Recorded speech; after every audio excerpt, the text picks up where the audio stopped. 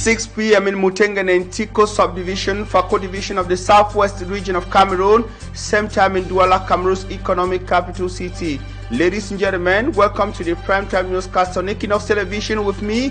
For me, I'm Sean Sandra. A large uncontrolled waste dump site between Muya and Ekona on the outskirts of the town of Buea in the southwest region has become a persistent hazard, posing serious health risks to nearby commuters and communities, increasing the risks of accidents on the busy highway. The overflowing garbage and pungent stench has made it uncontrollable and unbearable for local inhabitants, prompting calls from local inhabitants for an urgent intervention from local authorities. Plus, Cameroon government's rock boat as Cameroon's Ministry of Transport Safety suspension sparks power tussle within the government. The sudden suspension of road safety actions by the Ministry of Transport in Cameroon has ignited a heated debate, with some local observers in Cameroon labeling it as a case of government infighting. The move has prompted a swift response from the Secretary of State in charge of the National Gendarmerie, who oversees the National Gendarmerie, sparking concerns of bureaucratic gridlocks and compromised road safety. One person on the road has died, with 4 others severely wounded following a ghastly road accident this afternoon in Kambe in the Donga Mountain division of the northwest region. Meantime, an investigation has been launched to be able to determine the circumstances that led to the near extinction of a family of 3 in the Peka Katos neighborhoods of the city of Douala. The father, who is currently battling for his life, was due to travel overseas.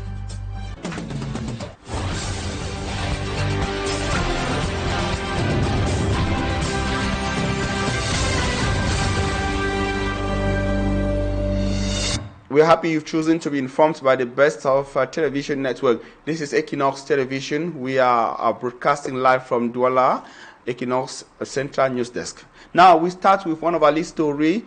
A murder investigation has been launched by officials in Cameroon after a disturbing incident in the city of Yaoundé. A 7-year-old boy was stabbed to death by a suspected close family member in the political capital city. According to witness account, a certain man paid a visit to the family residence in the absence of the parents and used the opportunity to carry out the macabre act. He killed the little boy of the family and stabbed others who are currently being hospitalized. Malak Glory completes the rest of the story from Yaoundé. In this building situated in the Minkan neighborhood in Yaoundé, that the 7-year-old boy was murdered.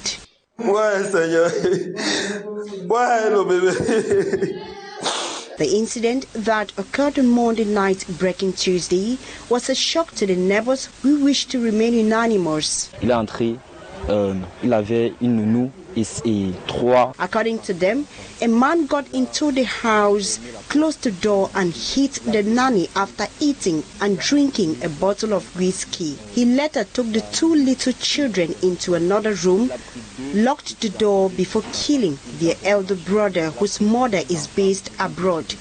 Que ses parents sont apparemment sa mère est en Europe. Il a tué cet enfant-là. On tue quelqu'un ici. Another neighbor says she doesn't understand how such an act was going on close to her house, and yet they couldn't get any noise from the building, adding that her neighbor is less than 4 months old in the neighborhood. Elle est arrivée au mois d'août. Witnesses say the individual jumped over the gate and entered the house through the back door to commit the hideous crime. Sources say the suspected murderer could be someone close to the family. This is because it is after he was welcomed by the nanny that he carried out this abominable act. One of the little girls rushed to the room to inform their nanny that their uncle is around. That is how she came and served the man food and a drink. Neighbors now question why the innocent child should be killed while his nanny was severely injured. Il m'a poignardé. Il a poignardé dans le dos. Oui, c'est trop beaucoup. Sauvez-moi, pardon. The incident is happening at a time when the little boy is expected in the days ahead to join his parents abroad. While investigations are ongoing, the two girls who saw their brother being murdered remain traumatized. And I will told you in our top stories that a ghastly road accident has claimed the life of one person, leaving others severely wounded. A serious accident that occurred this afternoon, that's few hours ago, at the Mount Calvary Garage Junction in Cambe, in the Donga Mountain Division of the Northwest region, when a 20-ton truck reportedly lost control due to brake failure. The heavy-duty vehicle crushed a commercial motorcycle rider to death. The deceased, identified as Mfomi Israel, age 20, hails from Mbongong in Nous subdivision, still of the Donga Mountain Division. Witness accounts say that the truck, which was descending the slope, failed to stop and bumped into the nearby building, but hitting the young bike rider before crashing into the tailoring workshop located at the side of the road. 3 workers, at the tailoring workshop, sustained serious injuries and were immediately rushed to the Cambe Regional Hospital and next for medical attention. Among the victims was a 9-month-old baby who was caught in the crash. The truck driver on the pad is said to be in a critical condition and is currently receiving treatment at the hospital intensive unit, that is the ICU, under oxygen, while the body of the late Mfomi Israel has been deposited at the Cambe Regional Hospital and next mortuary. And time for us to talk something else. An investigation has been launched in the city of Douala to be able to determine the circumstances that led to the near extinction of a family of 3. Reports say that the father, who is currently battling for his life in a hospital facility, was billed to travel overseas in the days ahead.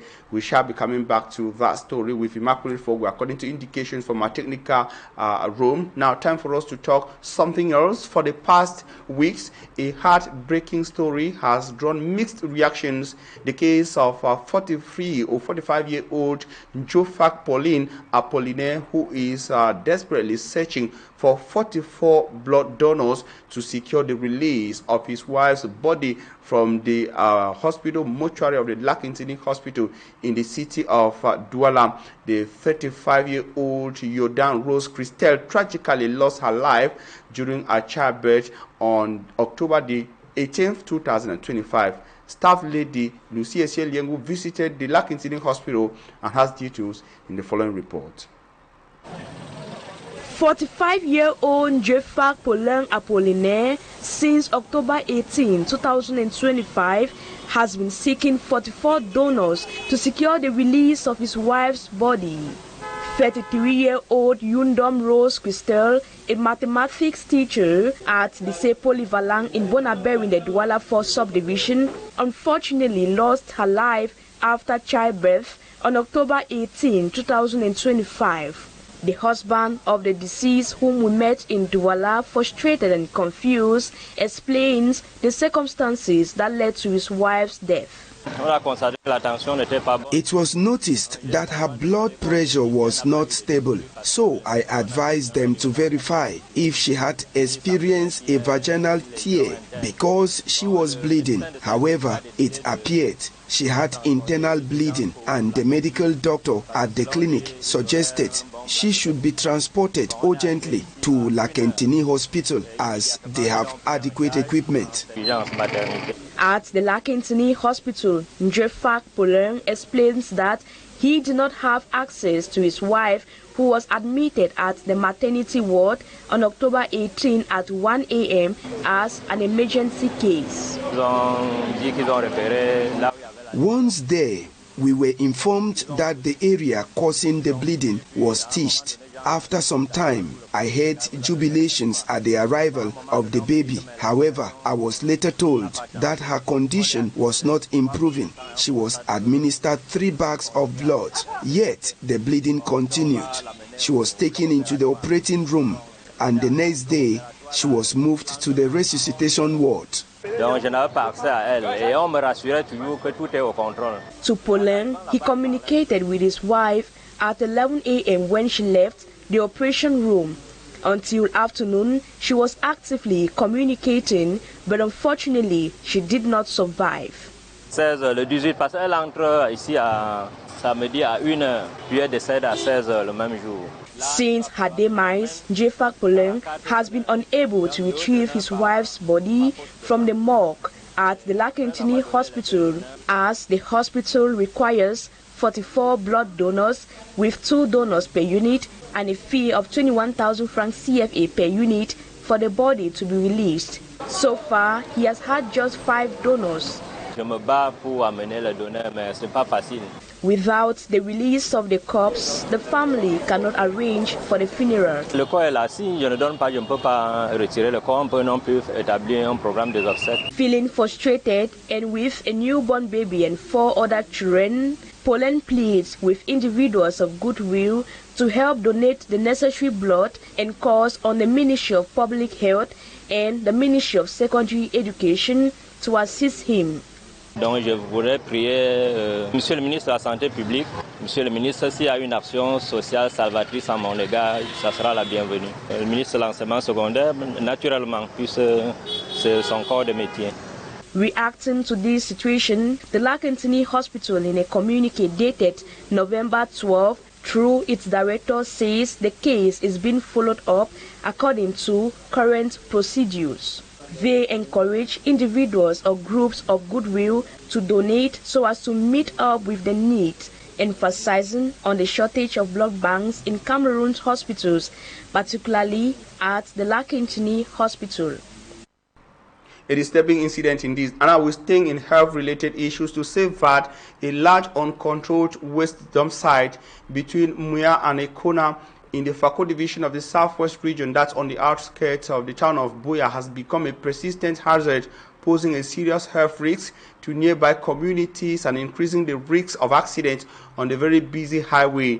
The overflowing garbage and the pungent stench has made it unbearable for residents, prompting a call for urgent intervention from local authorities. Rex Afon tells us more from Buea. I am at the Buea dump site. As you can see, I'm putting on a face mask. If I have to remove it, maybe I will pass out because the stench from this spot is quite intense. This garbage you see right behind me has been left here to the detriment of road users who have to use this road from Kumba to Buea or vice versa.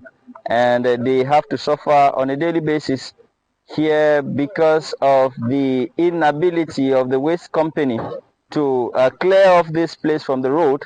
Reports from inhabitants around here, because there are villages close to this spot, like Mamu, they say that they are feeling the pinch of the stench that comes from this place on a daily basis, because they have to use this road. Their children have to pass here to schools in Buea, and they have to suffer. Some have pierced their legs, according to reports that we got, on broken bottles that are a result of this uncollected waste here. I stay around here, Mamu village for corner here.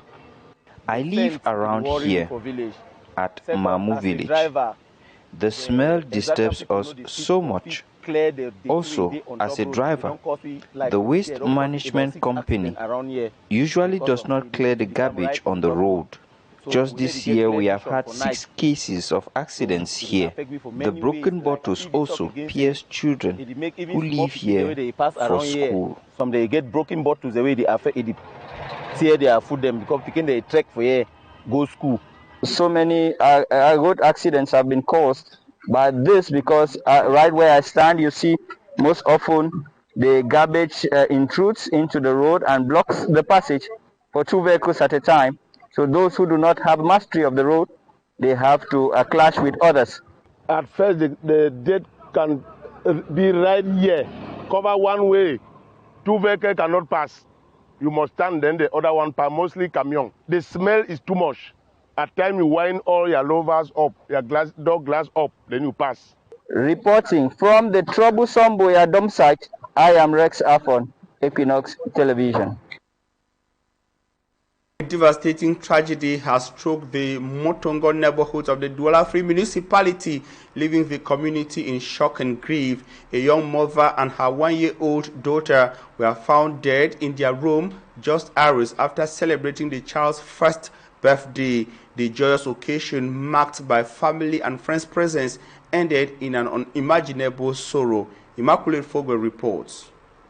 A tragic incident has shaken the Motongo neighborhood in Douala, Cameroon, where a young mother and a 1-year-old daughter were found dead in their home. The family had celebrated the child's first birthday just hours before, but the joy was short-lived as the celebration turned into a tragedy. According to neighbors, the discovery was made by the elder brother of the family head on Wednesday morning. I am her neighbor. On Tuesday, the girl came to beg for chairs. She wanted to use them for her daughter's first birthday party. The next day when I arrived to my shop, I was informed that the neighbor I gave the chairs to had died with her 1-year-old daughter. I later asked what happened, but everyone was confused. The discovery was made by Rochnell's older brother, who had attended the birthday party. Since he was tipsy, he decided to leave his motorcycle at the event venue. The next day, he returned to retrieve his motorcycle and the phone. After knocking the door severely, he decided to use a stick to prick through the window and was met with the horrific sight of his brother in a critical state and his girlfriend and child lifeless. She was at my tailoring workshop on Thursday to fix her gown, which she was to wear for the birthday. Surprisingly, my neighbor informed me about her death, so I rushed to her house. I touched their bodies and confirmed they weren't breathing. We noticed that they had vomited on their bodies. Rochnell was immediately rushed to the hospital, where preliminary findings suggest he was a victim of food poisoning. He was brought to a hospital at about 9 a.m. by his brother. We thought it was food poisoning at first sight, since they celebrated the birthday, during which they shared the same meal with other visitors, so we administered different antibiotics. All those who attended the birthday had no health issues. Rochnell had to leave the hospital at 11 p.m. so as to take part in the burial ceremony of his daughter and girlfriend. Normally, he was supposed to stay in the hospital for up to 72 hours, but he insisted to attend the burial.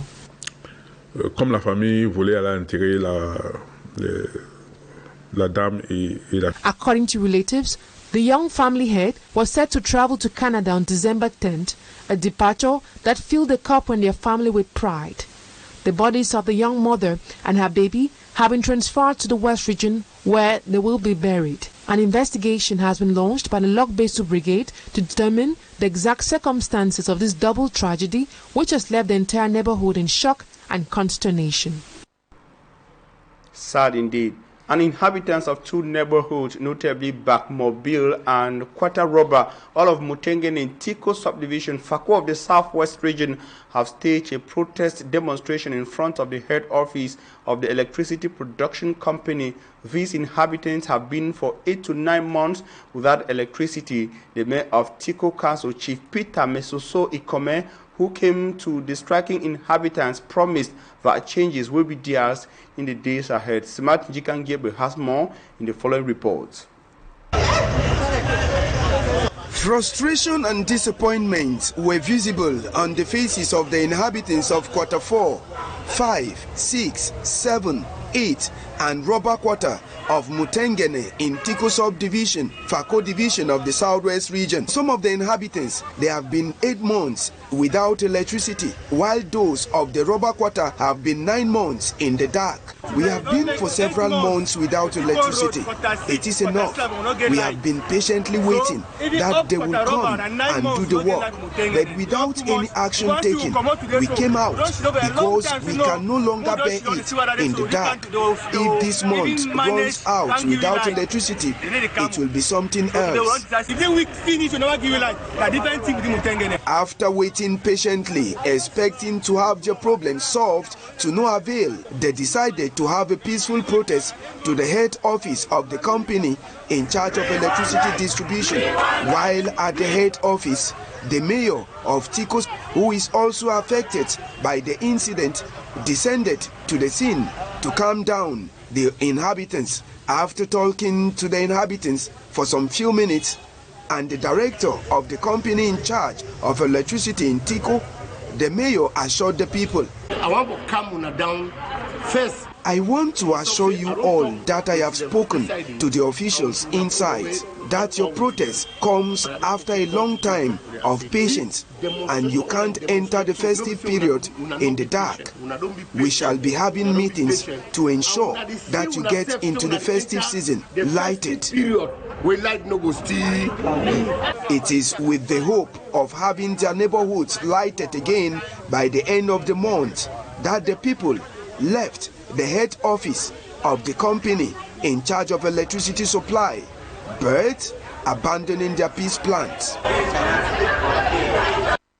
Now, this is what has been qualified by some observers in Cameroon as infighting within the government. The decision of the Ministry of Transport suspending road safety transport actions strong Cameroon along Cameroon's major highway by agents of the ministry has triggered what critics have qualified as government's cacophony, with the Secretary of State in charge of defense for the National Gendarmerie coming with clarifications.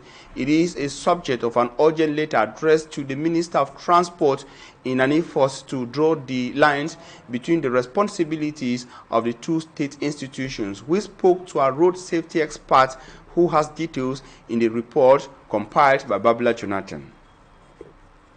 Through this letter, Cameroon's Minister of Transport, Jean Massinangale Bibehe, instructs regional and divisional delegates of the ministry to temporarily suspend all road safety operations on highways across the country. He tells them to continue activities of sensitization and ensuring the respect of road safety measures in travel agencies and driving schools.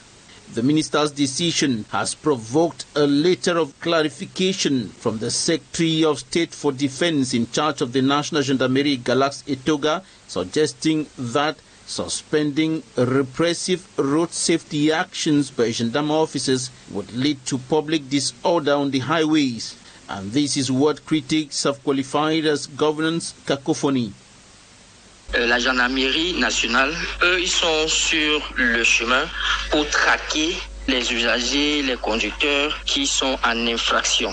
The National Gendarmerie is there to track recalcitrant road users, while the Ministry of Transport ensures the respect of road safety measures. Que les mesures de prévention des accidents sont prises en compte. Financial gains are said to be at the origin of the conflict of responsibilities. Parce que y a des intérêts sur la route, généralement les intérêts financiers et tout. Because of financial stakes, transport ministry agents have the tendency of trying to substitute gendarme officers on the roads. Apprendre le rôle régalien de la gendarmerie. That is where there is a problem of communication between the two institutions. Je pense que c'est à ce niveau qu'il y a un problème de communication entre les deux. Meantime, Galax Etoga emphasizes the need for consultation between the Ministry of Transport, the Delegation for National Security, and the National Gendarmerie for the implementation of instructions of the President of the Republic concerning clarification of the responsibilities of each administration in the fight against road insecurity. And still on governance issues, or call it politics, civil society actors in Cameroon have lambasted the Minister of Territorial Administration, Paul Atanganji of Cameroon, for his recurrent harsh language while addressing Cameroonians on state issues. This has been considered as provocation that could lead to a disturbing social issue within Cameroon. Recently, his call for protesters as bandits, drugged youth, and assailants while in appeasement tours in different regions of Cameroon is being seen negatively by civil society actors who say such languages should not be adopted in a peace mission. We have details with Equinoxe. Territorial Administration Minister Paul Atanganji, during an assessment meeting in Douala and other regions, used severe words to qualify protesters during the post-election unrest in Cameroon. Bandits, drug youths and assailants are some of the stern words he used to label on the protesters. This has not been appreciated by members of the civil society. This is a stereotyping and stigma which is not good for this country at this time. Using such harsh words at the time, the population who feel their votes were stolen to favor President Paul Biya are yet to digest the injustice. This to civil society actors is the provocation of a hungry and sleeping lion. It's unfortunate that the Minister of Territorial Administration, who is actually on a mission that I understand is a mission of appeasement, is rather using inflammatory language and derogatory rhetoric that can actually dehumanize even the youths of Cameroon and the individuals, and then this can spur more violence. Being a state minister, they think the Minad boss should have been very soft than spitting fire around a foreign environment. For those who know about the conflict, especially the journalist that has covered the Israeli-Palestinian conflict for years, they know that the language you use can invariably put you on one side of the conflict or the other, and we expect more stern language than what we are seeing now. Of course, we know that they are the same people that virtually caused the conflict that we're experiencing now, and it's important for them to be seen to be understanding, to be more listening, and so I would expect the minister to use more of inclusive language, more of appeasement language than the kind of rhetoric that is actually using out there. Like other furious Cameroonians, the civil society members expect the Minad boss to revise his harsh words or language and adopt a softer and respectful approach when addressing Cameroonians as a minister that he is. And such words were echoed during his Littoral regional tour and his message in the city of Douala yesterday. Before heading to the west region of Cameroon, Territorial Administration Minister Paula Tanganji was in Douala, where he gave statistics on just how many people were arrested. He says over 800 persons were arrested in the Littoral region and about 13 persons lost their lives during the post-electoral protests. We have details of just what happened yesterday in the city of Douala with Equinoxe. In a security and assessment meeting that was held in Douala on Wednesday, chaired by the Minister of Territorial Administration, Paula Tanganji, strong accusations were made against Issa Chiruma Bakari. First, the FSNC leader is accused of fueling the violent protest in the city of Douala. Ce candidat a planifié dans la ville de Douala that he gave to over 150 children, had drugs and encouraged them to burn down structures and loot properties. À ses affidés, parmi lesquels les jeunes âgés de 12 à 17 ans, qui, je parle donc de ces jeunes, n'ont aucun lien avec le processus électoral.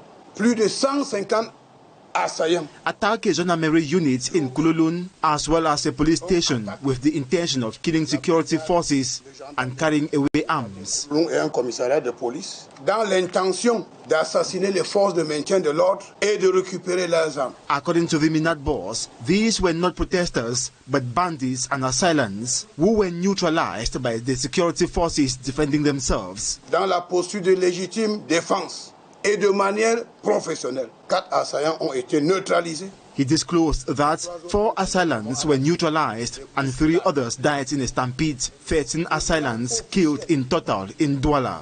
829 suspects in custody, including 36 minors and 26 women in administrative custody. Les assaillants et leurs commanditaires répondront de leurs actes devant les instances judiciaires compétentes. Minister Tanganji Paul noted that the hardened criminals will not be released and his robot Moulinex grind the recalcitrant citizens. Celui qui ne respecte pas l'autorité sera puni par le magistrat et que le magistrat est là pour exercer la vengeance sur celui qui ne respecte pas l'autorité. Minister Tanganji stated that no leader defending the interests of the population will give drugs to youths and encourage insurrection. Also that a Cameroonian who wishes to get power from outside the country is not a true compatriot, but fake. Le Saint-Coran et la Sainte Bible disent la même chose. All powers come from God, and God gives power to those eligible and at the right time. Donne le pouvoir à qui il veut et quand il veut. Thus urging the election losers to whip indoors and not in public and causing chaos. Minister Tanganji called on all citizens in Douala to shun violence and disorder and be law-abiding citizens to consolidate peace and national unity, guided by vigilance as the enemy, he stressed, does not sleep. We have tested the bitterness of disorder. And it's important for us to tell the nation that no one should accept disorder. Assessing the security situation, he said, Ces populations ont dit non au désordre. Serenity reigns in Douala and activities going on normally, emphasizing the need for everyone to concentrate on building Cameroon. Et vaquent normalement à leurs occupations. And in news out of Cameroon, tragedy struck Accra in Ghana when a crowd crushed at the Equinoxe Sports Stadium during a military recruitment exercise, resulting in the loss of at least 6 lives, with 22 others severely wounded and currently hospitalized. The incident occurred early Wednesday morning before the event officially began, as thousands of young Ghanaians desperate for employment overwhelmed security officials and rushed through the stadium gate. And in the Republic of Gabon, Sylvia and Noureddine Bongo were condemned to 20 years in prison after they were accused of embezzlement of public funds and money laundering. We have details with our international newsman, Siddiq Chakucho. 6 people lost their lives in a tragic crowd crush during a military recruitment exercise at Accra's Equinoxe Sports Stadium in Ghana. The stampede occurred early Wednesday morning before the event officially began, triggered by a sudden surge of applicants who overwhelmed security and rushed through the stadium gate. Thousands of young Ghanaians, amid a youth unemployment rate of around 13%, had gathered hoping to secure a spot in the Ghana Armed Forces. The crush resulted in multiple injuries, with several people currently receiving emergency medical care at the 37th Military Hospital in Accra. Authorities have secured the area and calm has since been restored as the recruitment process continues under tighter security. Elsewhere in Gabon, Sylvia Bongo Ndimba and her son Noureddine Bongo Valentin, central figures of the former regime, were sentenced to 20 years in prison for embezzlement of public funds, money laundering, and receiving stolen goods. This harsh sentence, handed down by Specialized Criminal Court of Libreville, comes amid a political purge. According to Attorney General, Sylvia and Noureddine Bongo allegedly embezzled several billion CFA francs through a network of shell companies and offshore accounts. But their supporters maintain that this case is part of a strategy to politically eliminate the Bongo clan after more than half a century of family rule. From London, Noureddine Bongo denounced a trial without evidence orchestrated, according to him, by a judiciary under the orders of the military junta. And that's where we put an end to this edition of the Primetime Newscast on Equinoxe Television. We thank you for your keen attention, urging you to stay connected to interesting programs on Equinoxe. See you tomorrow at same time.